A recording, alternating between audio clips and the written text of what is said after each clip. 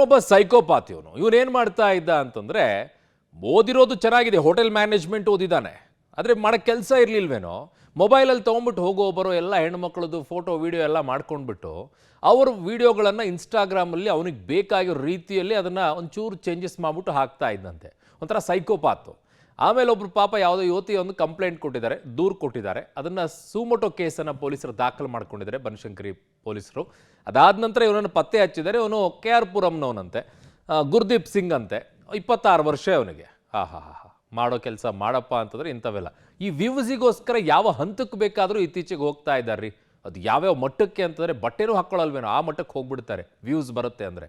ಇವನು ಅದರಲ್ಲೂ ಕೂಡ ಇವನು ಬೇರೆ ರಾಜ್ಯದಿಂದ ಬಂದು ಇಲ್ಲಿ ಈ ನಮ್ಮ ರಾಜ್ಯದ ಮಾನ ಹರಾಜು ಹಾಕುವಂಥ ಕೆಲಸಕ್ಕೆ ಮುಂದೆ ಆಗ್ತಾ ಇದ್ದಾನೆ. ಸರಿಯಾಗಿ ಮಾಡಿದ್ದೀರಾ, ಸರಿಯಾಗಿ ಪಾಠ ಕಲಿಸಿ ಪೊಲೀಸರು ಇವನಿಗೆ. ಇನ್ಸ್ಟಾಗ್ರಾಮ್ನಲ್ಲಿ ವಿಡಿಯೋ, ಯುವತಿಯರ ಫೋಟೋ ಮತ್ತು ವಿಡಿಯೋನ ಪೋಸ್ಟ್ ಮಾಡ್ತಾ ಇದ್ದ.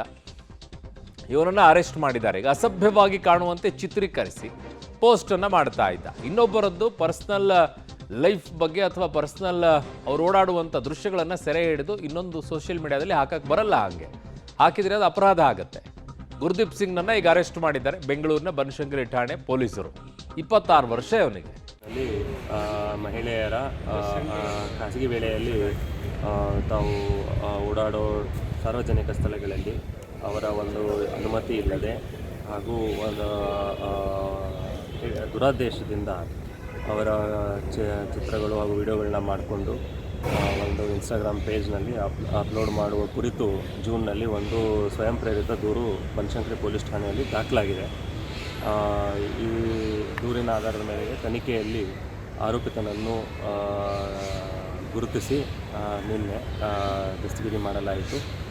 ತನಿಖೆ ಮುಂದುವರೆದಿದೆ ಹಾಗೂ ಆರೋಪಿತ ಈಗಾಗಲೇ ಹಲವು ವಿಡಿಯೋಗಳು ಮಾಡಿ ಬಿತ್ತರಿಸುವ ಬಗ್ಗೆ ಹೇಳ್ಕೊಂಡಿದ್ದಾನೆ.